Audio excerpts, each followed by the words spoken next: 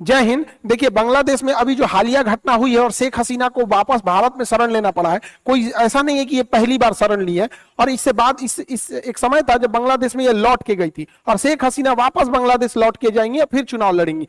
इसके बांग्लादेश में आखिर ऐसा क्यों हो रहा है, इसको जानने के लिए हम लोग को आजादी के समय से एक लंबे इतिहास से पीछे चलना पड़ेगा। जब ये पश्चिमी पाकिस्तान और पूर्वी पाकिस्तान एक ही थे, यहाँ पर ये दोनों एक ही थे, और इनके संसद भवन को नेशनल असेंबली कहते हैं। जैसे हमारे यहाँ पार्लियामेंट संसद भवन कहते हैं, इसको नेशनल असेंबली कहते हैं, जिसमें 300 सीटें हैं। बहुमत के लिए 151 चाहिए तो सरकार बना लेंगे। जब चुनाव हुआ तो वहां दो प्रमुख पार्टियां लड़ रही थी। पाकिस्तान पीपुल्स पार्टी की ओर से थे जुल्फिकार अली भुट्टो, और आवामी लीग की ओर से लड़ रहे थे शेख मुजीबुर रहमान। शेख मुजीबुर रहमान ये पूर्वी पाकिस्तान के रहने वाले थे, और जुल्फिकार अली भुट्टो जो थे वो पश्चिमी पाकिस्तान के थे। चुनाव में जो होता है, जुल्फिकार अली भुट्टो हार जाते हैं, इन्हें केवल 86 सीटें मिलती हैं, जबकि बहुमत के लिए 151 सीटें चाहिए होती है। इन पार्टी पाकिस्तान पीपुल्स पार्टी हार जाती है, जबकि शेख मुजीबुर रहमान की पार्टी आवामी लीग 167 वोट पाती है, यानी 151 से ज्यादा पाती है, 40% वोट पा जाती है। आप ऐसे ही समझिए कि मोदी जी को 36% वोट मिला है, बीजेपी को 36%,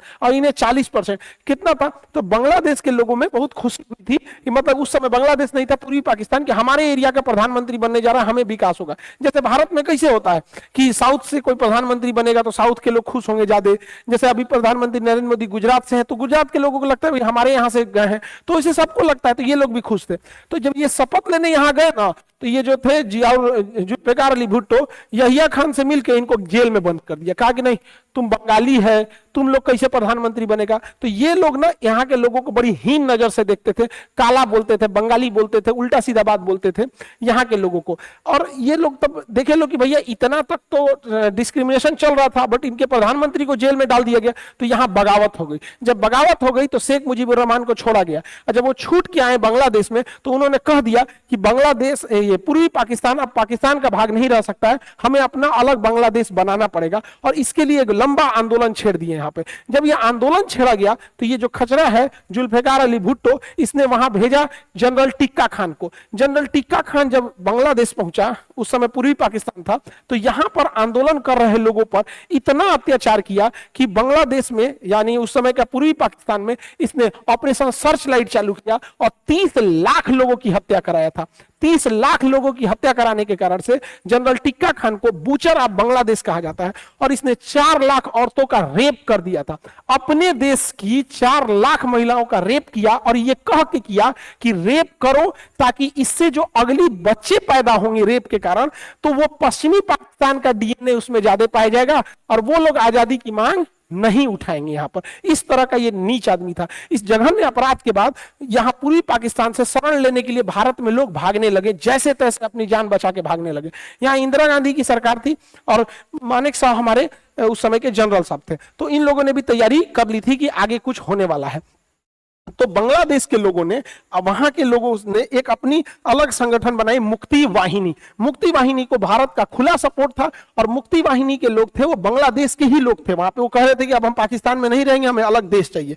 जबकि यहाँ पे जो जनरल टिक्का खान था, उसने 3 ब्रिगेड बनाया था, अल बद्र, अल शम्स और रजाकार, जिसमें सबसे जालिम जो थे सब वो रजाकार थे। सबसे ज्यादा रेप किया, सबसे ज्यादा मर्डर किया तो ये रजाकार थे सब। रजाकारों की संख्या 50,000 थी, ये 50,000 मिलके 30 लाख लोगों को मार दिए सब, और 4 लाख से ज्यादा महिलाओं का रेप किए सब यहाँ पर। और इधर से लड़ रही थी मुक्ति वाहिनी। मुक्ति वाहिनी का भारतीय इंडियन आर्मी सपोर्ट कर रही थी। अंततः मुक्ति वाहिनी की जीत हुई, और ये पाकिस्तानी बेशर्मों ने 93,000 फौज ने सरेंडर किया। दुनिया का इतिहास है कि 93,000 फौजों ने सरेंडर नहीं किया। देखिए, हथियार जमीन पे फेंक दिए लोग, अपना बेल्ट उल्ट उतार के ऐसे सरेंडर करके, यहाँ नियाजी साहब सरेंडर कर रहे हैं यहाँ पे, और ये बहुत आइकॉनिक फोटो है यहाँ पर। तो यहाँ हो गया, इस प्रकार बांग्लादेश का निर्माण हुआ। अब बांग्लादेश का निर्माण हुआ, यहीं से विवाद चालू हुआ। पाकिस्तान देखना नहीं चाहता था शेख मुजीबुर रहमान को, और शेख मुजीबुर रहमान का साथ दिए थे उस समय के आर्मी जनरल जियाउर रहमान। तो जियाउर रहमान और शेख मुजीबुर रहमान दोनों दोनों मिलकर बांग्लादेश की स्वतंत्रता में आंदोलन में भाग लिया था। लेकिन जियाउर रहमान का कहना था कि हमारा उतना नाम नहीं हुआ, ज्यादा नाम इनका हुआ। रीजन क्या है, ये पॉलिटिशियन थे, वो सेना के आदमी थे, तो सेना के आदमी का बैकग्राउंड उतना पता नहीं चलता यहाँ पे, तो यहाँ पर इन्हें फादर ऑफ बांग्लादेश कहा जाता है। बांग्लादेश की स्थापना किया, और जैसे हमारे यहाँ father of nation Mahatma Gandhi को कहते हैं, वहां शेख मुजीबुर रहमान को कहते हैं। ये भारत के प्रति बड़ी अच्छा इनका विचारधारा था, सेकुलर विचारधारा के थे और सबको लेके चलने वाले थे। लेकिन पाकिस्तान इनके पीछे पड़ा था और पाकिस्तान चाहता था इन्हें मरवा दिया जाए, और हुआ भी ऐसे ही। आजादी के महज 1972 में पाकिस्तान ने मान्यता दिया बांग्लादेश को। 3 साल बाद 15 अगस्त 1975 को 15 अगस्त 1975 को शेख मुजीबुर रहमान अपने घर में थे। उस समय आर्मी के कुछ लोग आए, आर्मी वाले कुछ वर्दीधारी इनके घर में घुसे और घर में घुस के गोलियां चलाने लगे। जब गोलियां चलाने लगे तो ये सीढ़ियों से उतर रहे थे, तो यहीं पे गोली मार दिया गया। इन्हीं सीढ़ियों पे शेख मुजीबुर रहमान को गोली मार दिया गया और उनके घर में 17 लोगों को मार दिया गया। हद तो तब हुआ जब उनके 10 साल के लड़का को भी मार दिया गया। 10 साल के लड़का को गोली मारा गया। सोचिए, एक परिवार में जब 17 लोग की मौत होगी तो क्या बीतता होगा। शेख मुजीबुर रहमान का पूरा खानदान उजाड़ दिया गया था। एक आदमी की मृत्यु होती है तो हालत खराब हो जाता है, और यहां पर इन्हें इतनी बेरहमी से मारा गया और लाश को ऐसे दफनाया गया था। सोचिए पाकिस्तान वाले कितने निर्मम हत्या के। अरे भाई, अगर किसी की जान ले भी लियो, अब मर गया है, तो अब मरने के बाद लाश हमें जानवर की तरह लाश दफनाए थे सब।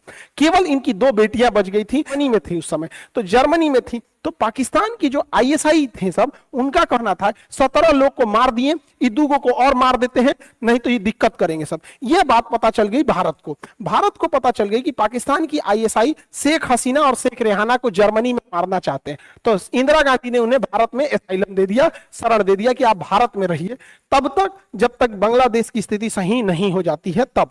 और जैसे बांग्लादेश की स्थिति सही हो जाएगी, आप वापस जाके वहां चुनाव लड़िएगा और फिर सत्ता संभालिएगा। यही कारण है कि शेख हसीना भारत का बहुत समर्थन करती हैं, क्योंकि शेख हसीना जिंदा है तो उसके कहीं ना कहीं उसके पीछे भारत का हाथ है। अगर भारत को शरण नहीं दी रही तो इन लोग को बहुत मुश्किल हो जाता, क्योंकि आईएसआई इनके पीछे पड़ी हुई थी।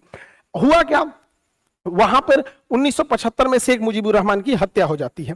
तो शेख मुजीबुर रहमान के साथ जो सेनापति लड़ रहे थे जियाउर रहमान, जो ये कह रहे थे कि हमको क्रेडिट नहीं मिला, अब इनके हाथ में सत्ता आ जाती है। तो जियाउर रहमान के हाथ में सत्ता आ जाती है, लेकिन बांग्लादेश की जो सेना थी वो इनको भी नहीं देखना चाहती है। ये एक दिन चटगांव दौरे पर थे, तो 30 मई 1981 को सेना ने इनके घर में भी घुस के ऐसे ही हत्या किया जैसे शेख मुजीबुर रहमान के किया था। तो इनका हत्या कर दिया गया जियाउर रहमान की, और इनकी पत्नी का नाम था खालिदा जिया। और खालिदा जिया जो थी विधवा हो गई वहां पर, तब वो एक विधवा जीवन जीने लगी वहां पे। तो और इनको मरवाने वाले थे जनरल इरशाद, तो यहां इनकी भी हत्या हो गई। जब जियाउर रहमान की हत्या होती है 1981 में, तो इंदिरा गांधी को लगता है कि यही समय है शेख हसीना को भेजने के लिए। तो वो क्या करती हैं, शेख हसीना को वापस बांग्लादेश में भेजती हैं कि देखिए अब अपोजिशन में कोई नहीं है, यही समय है आपके जाने का। तो 1981 में वापस शेख हसीना बांग्लादेश जाती हैं, और अपने पिता की पार्टी जो आवामी लीग थी, तो पाकिस्तान जब था एक में तो आवामी लीग था, जब विभाजन हो गया तो इसका नाम हो गया बांग्लादेश आवामी लीग। तो इन्होंने बांग्लादेश आवामी लीग की अध्यक्ष के पद पे गई और वहां चुनाव लड़ी, और उसके बाद मुख्य विपक्षी पार्टी जो हो गई, जियाउर रहमान की विधवा जो थी उनका नाम खालिदा जिया था। अब देखिए आरोप प्रत्यारोप का दौर कैसे चालू होता है। शेख हसीना का कहना है कि मेरे पिताजी की हत्या इन लोगों ने कराया था, खालिदा जिया ने कराया था। खालिदा जिया का कहना है कि मेरी पति की हत्या, जियाउर रहमान की हत्या इन लोगों ने कराया था। यानी ये अपने पिता की हत्या का आरोप इनमें लगा रही है, ये अपने पति का आरोप इन पे लगा रही है। आज तक इन दोनों बेगमों की लड़ाई में बांग्लादेश के लोग घिस रहे हैं यहाँ पर। तो ये दोनों एक दूसरे पे आरोप प्रत्यारोप लगाती हैं, लेकिन अब दोनों यही चुनाव में रहते हैं। इनकी पार्टी का नाम हो जाता है बांग्लादेश आवामी लीग, और इनकी पार्टी का नाम हो जाता है बांग्लादेश नेशनलिस्ट पार्टी, बीएनपी हो जाता है यहाँ पर। अब देखिए होता क्या है, 1986 में, 96 में, 81 में ये आई थी, और 1996 में ये चुनाव जीत जाती हैं। शेख हसीना चुनाव जीत जाती है 1996 में, और उसके बाद वो सत्ता संभालती हैं। और सत्ता संभालने के बाद पाकिस्तान समर्थित कट्टरपंथी लोग जमाते इस्लामी वगैरह पे प्रतिबंध लगा देती हैं। लेकिन 1996 में 15 अगस्त का दिन था, जब इसी घटना को याद किया जा रहा था कि शेख हसीना जो थी एक दुख का मतलब दुख मना रही थी कि 15 अगस्त 1975 को इनके पूरे परिवार को मार दिया गया था। तो हर साल बांग्लादेश में 15 अगस्त के दिन शोक के तौर पे मनाया जाता है। ये क्या की खालिदा जिया कि 15 अगस्त को अपना जन्मदिन का केक काट दिया, भव्य तरीके से केक काट दी। इतना नीच हरकत करने की जरूरत इसे नहीं थी। किसी के परिवार में 17 लोग को मार दिया गया है, उस दिन आप जबरदस्ती अपना बर्थडे केक काटिएगा। तो अच्छा बर्थडे रहता तो केक काटती, इसका 15 अगस्त को बर्थडे नहीं है, जबरदस्ती ये बर्थडे मनाई। कैसे? तो देखिए इसके पासपोर्ट में इसका बर्थडे 19 अगस्त है, मैरिज सर्टिफिकेट में 9 अगस्त है, मार्कशीट में 5 अगस्त है और इसकी अपनी बायोग्राफी में 19 अगस्त है। यानी इसका ओरिजिनल डेट ऑफ बर्थ अगस्त 15 अगस्त नहीं है। लेकिन यह शेख हसीना के जख्मों पे मतलब नमक रगड़ने के लिए जिस दिन इनके परिवार के 17 लोगों की हत्या हुई अपना जन्मदिन मनाने लगी, इस वजह से इन दोनों की लड़ाइयां और गहराते गई यहां पर। और यही दो ठो विपक्षी नेता में रह गए लोग पार्टी में लड़ाई मतलब चुनाव में। तो 1996 से 2001 तक शेख हसीना थी। उसके बाद 2001 में जब चुनाव हुआ तो खालिदा जिया जीत गई, 2001 से 2006 तक ये रही। बट इन दोनों में गड़बड़ी क्या है ना, घर में कैसे दो महिला लड़ती हैं सब, इस देश में दोनों महिला लड़ रही थी सब, एकदम भयानक, एकदम बकोटा बकोटी। तो यहाँ पे ना ये इस पे आरोप लगा रही है कि चुनाव में ये धांधली की है, और ये इन पे आरोप लगाती है कि ये धांधली की है। सब एक दूसरे पे आरोप लगाते हैं। तो बांग्लादेश में एक कानून बना दिया गया कि जब चुनाव होगा तो उस समय एक केयर टेकर राष्ट्रपति बनाया जाएगा और सारी शक्तियां उस राष्ट्रपति को दे दी जाएगी चुनाव के दौरान, ताकि किसी के पास शक्ति ही नहीं रहे कि मिसयूज कर सके। तो केयर टेकर राष्ट्रपति का कंसेप्ट आया कि भैया यही केयर टेकिंग करेंगे, चुनाव इन्हीं के मद्देनजर अच्छा से होगा। तो केयर टेकर राष्ट्रपति बनाया गया फखरुद्दीन अहमद और खचरा निकला। ई का किया कि इसको केयर टेकर बनाया गया। अब तो कहा कि ठीक है केयर टेकर होगा, आप लोग से शक्तियां ले ली जाती हैं, चुनाव होगा। जैसे शक्ति ले लिया ना तो दोनों को जेल डाल दिया, कहा भागो यहां से, हम रहेंगे राष्ट्रपति। पूरा शक्ति अपने ले लिया, 2 साल तक सत्ता खुद चलाया, 2006 से 2008 तक। 2006 में चुनाव होने वाला था, तो गजब बंदरबाट हो गया, दोनों को जेल डाल दिया। बाद में सुप्रीम कोर्ट का हस्तक्षेप हुआ तो जेल से बाहर निकली और 2008 में शेख हसीना जीत गई। 2008 से 13 तक जीती, फिर 13 से 18, 18 से 24 जीती। बीच में कोरोना की वजह से थोड़ा डिले हुआ था, और फिर 2024 में चुनाव हुआ, फिर जीत गई। ये चौथी बार प्रधानमंत्री बन रही है शेख हसीना, जिस वजह से इन्हें डिक्टेटर कहा जाने लगा। और ये चुनाव में हारने लगी खालिदा जिया। ये कट्टरपंथी है, पाकिस्तान के समर्थित है। दूसरा, इनके ऊपर 1.5 करोड़ रुपया के घोटाले का आरोप लग गया, 2018 में जेल चली गई। तो खालिदा जिया का करियर खत्म हो गया था और शेख हसीना प्रधानमंत्री बनकर जीत गई। भारत के लिए बहुत अच्छा है। शेख हसीना का एक और लड़ाई हो गया मोहम्मद यूनुस के साथ। मोहम्मद यूनुस बहुत अच्छे इंसान हैं। बांग्लादेश में इन्होंने देखा कि लोगों के पास पैसे की कमी है, उनके पास आइडियाज की कमी नहीं है, पैसे की कमी है यहाँ पर। अब जैसे किसी को बहुत अच्छा खाना बनाने आता है और अगर पैसा नहीं है तो किसी होटल में जाके बावर्ची का काम करेगा, लेकिन अगर आप उसे पूंजी दे दीजिएगा तो उस पूंजी की मदद से वो अपना होटल खोल लेगा। तो इन्होंने यही चालू किया, माइक्रो क्रेडिट चालू किया, थोड़े थोड़े पैसे देने चालू किए। और इन्हीं का कंसेप्ट आज पूरी दुनिया में लगता है कि आजकल कोई भी कुछ पैसे देके मोबाइल ईएमआई करा लेता है, वॉशिंग मशीन ईएमआई करा लेता है। तो छोटा छोटा दुकानों पे जाके आप ईएमआई पे लेते आते होंगे। ये इन्हीं का कंसेप्ट है, मोहम्मद यूनुस का कंसेप्ट है। आजकल तो वही हो गया है, सोचा लड़का सब ईएमआई पे आईफोन लेके चमका रहा है सब, अरे क्या जरूरत है दिखाने का। तो ये वाला कंसेप्ट इनका था। लेकिन इन्होंने सोचा कि हम भी क्यों ना चुनाव लड़ ले। तो 2007 में इन्होंने नागरिक शक्ति पार्टी बनाया, लेकिन चुनाव हार गए। तो बांग्लादेश की शेख हसीना का अब इनसे विवाद होने लगा कि भैया इनको निपटाओ। कोई भी बांग्लादेश में गड़बड़ी होता था तो शेख हसीना इन्हीं की ओर आरोप लगा देती थी। एक बार ऐसा हुआ कि शेख हसीना ने कहा कि मोहम्मद यूनुस को डुबाना चाहिए, तड़पा तड़पा के रखना चाहिए। तो शेख हसीना का इनके साथ भी विवाद चल रहा था। अभी यही है केयर टेकर प्रधानमंत्री बांग्लादेश का। देखिए बांग्लादेश में 2 प्रमुख नदी देखेंगे तो ब्रह्मपुत्र नदी चाइना से होते हुए बांग्लादेश में जाती है। ब्रह्मपुत्र नदी को भारत में ब्रह्मपुत्र कहेंगे, लेकिन बांग्लादेश में जमुना कहते हैं। और गंगा नदी जब बांग्लादेश में प्रवेश करती है तो उसे पद्मा कहते हैं। तो जो पद्मा नदी में डुबाने की बात थी वो एक्चुअल में गंगा नदी है। गंगा को बांग्लादेश में पद्मा कहते हैं। जब ये दोनों मिल जाती है, इनकी संयुक्त धारा में एक मेघना आके मिलती है, तो इनको दोनों की संयुक्त धारा को हम मेघना नदी कहते हैं। ये तो ज्योग्राफी का टॉपिक है। अब देखिए जब 2024 में शेख हसीना चुनाव जीतती हैं, तो चुनाव जीतने के बाद एक बहुत ही मैच्योर्ड प्रधानमंत्री के तौर पर ये अपने देश का भला सोचते हुए भारत को भी लेके चलती हैं, चाइना को भी, रसिया से भी। यानी बांग्लादेश तीनों को बैलेंस करके चल रहा था। न ज्यादा रसिया, चाइना, इंडिया किसी को ज्यादा फेवर नहीं कर रहा था, क्योंकि ये हकीकत भी है। और ये बहुत मेजोरिटी से जीत के आई थी, 300 में से 222 सीट यानी 41% चुनाव जीत के आई थी वोट। लेकिन एक रिजर्वेशन की वजह से यहां बवाल हो गया। रिजर्वेशन था कि 1971 की जो लड़ाई हुई थी स्वतंत्र कराने के लिए बांग्लादेश में, उसमें कुछ आरक्षण की व्यवस्था की थी। बांग्लादेश में आरक्षण जाति धर्म के नाम पे नहीं है, स्वतंत्रता सेनानियों को है। तो 1972 में 30% आरक्षण दिया गया स्वतंत्रता सेनानियों को कि जो फ्रीडम फाइटर है। लेकिन 1972 के बाद 1997 में यह 30% आरक्षण उन फ्रीडम फाइटर के बच्चों को भी दे दिया गया। तो लोगों ने कहा कि भैया फ्रीडम फाइटर के बच्चों को क्यों दे रहे हो? फिर लोगों ने बर्दाश्त किया कि चलो भाई बच्चे को दे देते हो, ठीक है। 2010 में शेख हसीना जब प्रधानमंत्री आती थी तो फ्रीडम फाइटर को बहुत महत्व देती थी, क्योंकि फ्रीडम फाइटर इनके पार्टी में ज्यादा थे। तो फ्रीडम फाइटर के नाती पोता को भी आरक्षण दिया गया। ये और बांग्लादेश में होने लगा कि भैया आप सबको आरक्षण देते जाएंगे, जो लड़ा था उसको दिए ठीक है, उसको बच्चा को दिए, फिर बच्चा के बच्चा को दे रहे हैं, ये ठीक नहीं है। तो जब विरोध होने लगा तो शेख हसीना ने 2018 में यह 30% आरक्षण खत्म कर दिया। तो देश में बवाल खत्म हो गया, आरक्षण को खत्म कर दिया। लेकिन इसी बीच एक स्वतंत्रता सेनानी पहुंच गया हाईकोर्ट, और हाईकोर्ट में कहा कि नहीं, हमें आरक्षण मिलना चाहिए क्योंकि हमने स्वतंत्रता की लड़ाई लड़ी थी। इसी साल 2024 में हाईकोर्ट ने कहा कि नहीं, वापस 30% दे दो। तो भैया इसमें शेख हसीना ने तो दिया नहीं था, इसमें तो हाईकोर्ट ने दिया था। लेकिन लोग भड़क गए शेख हसीना पे। याद कीजिए यही घटना हुई थी मणिपुर में। कोर्ट ने डिसीजन दिया था आरक्षण के लिए, और कोर्ट के डिसीजन के बाद इतना भीषण बवाल हुआ था। और बांग्लादेश में भी कोर्ट ने डिसीजन दिया, उसके बाद भीषण बवाल हो गया।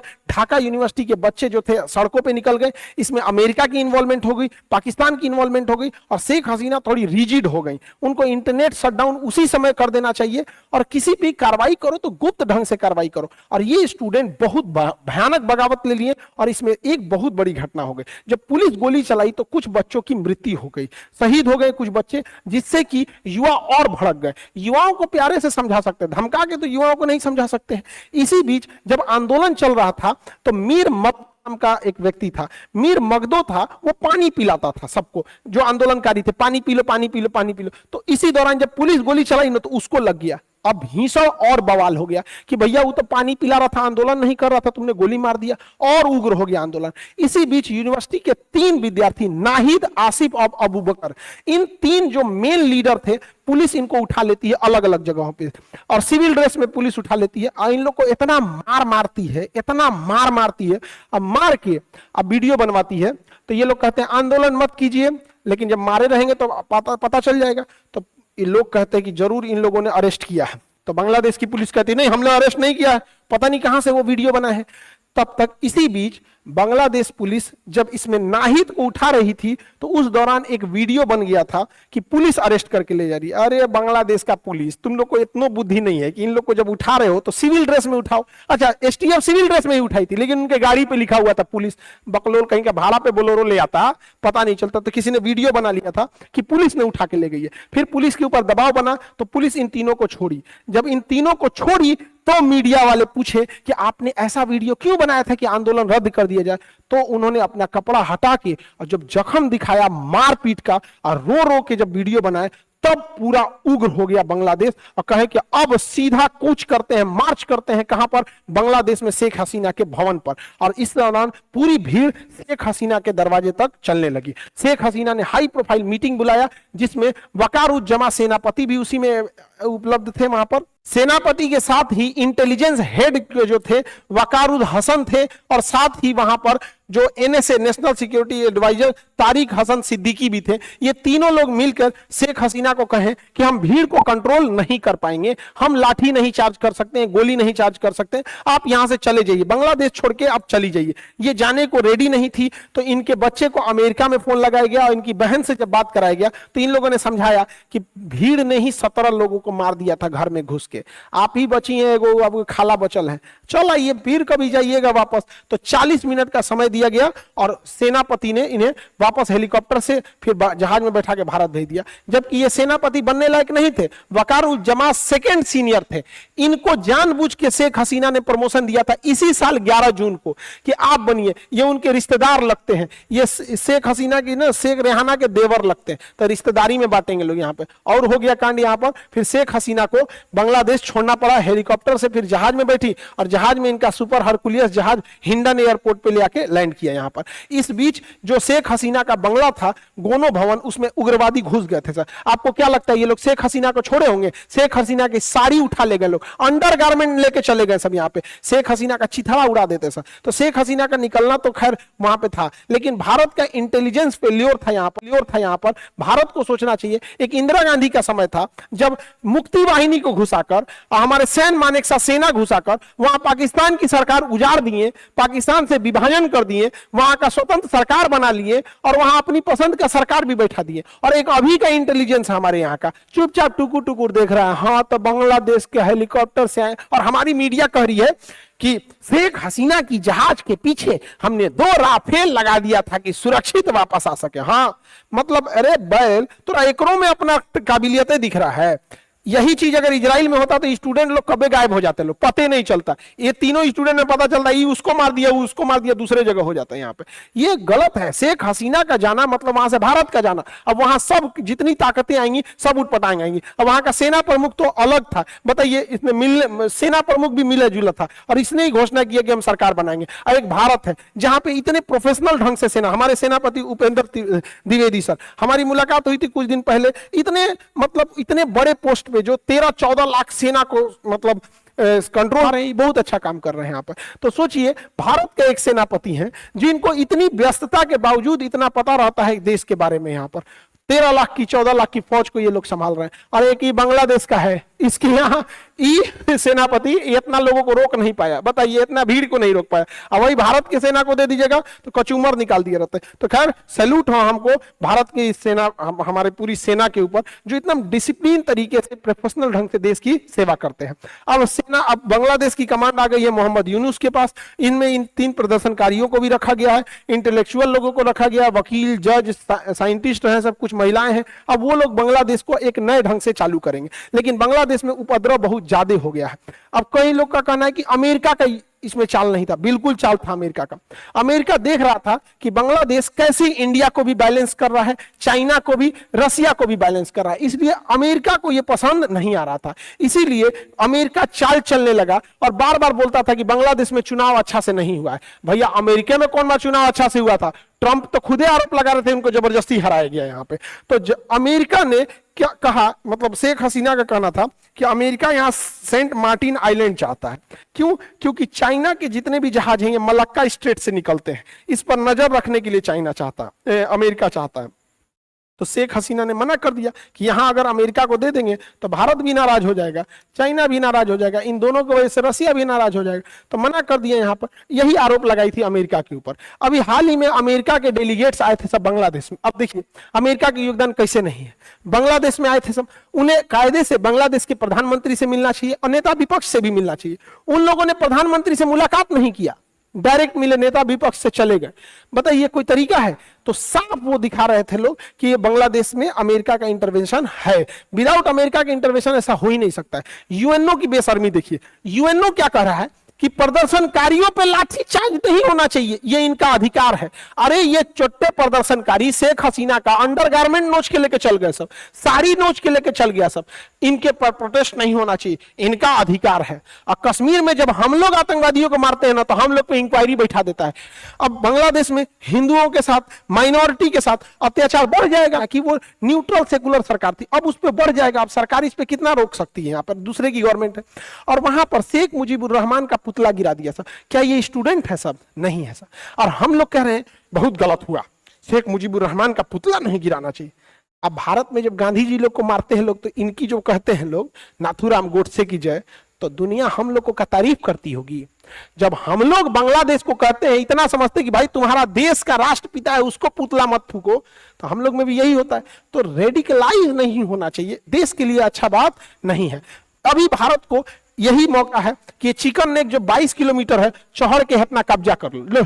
ससुरा तो नहीं ले, या तो शेख हसीना वापस जाएंगी तो हम लोग लौटा देंगे, और नहीं तो ले कब्जे कर लेते हैं यहाँ पे, वरना चाइना यहाँ के बैठ जाएगा। तो यही मौका है बढ़िया से कब्जा लेने का यहाँ पे। अभी भारत से बहुत सारी कंपनी बांग्लादेश को बिजली सप्लाई कर रही थी, Adani group, NTPC, power grid corporation. अब बांग्लादेश के लोग हम लोग का बिजली फूंक दिया तुम लोग, और 8,000 करोड़ बिजली बिल अभी तक नहीं दिया। बांग्लादेश वाले हम लोग का बिजली दे दो, बिल दे दो, इतना फूंक दिया यहाँ पर। तो आप लोग को ये समझ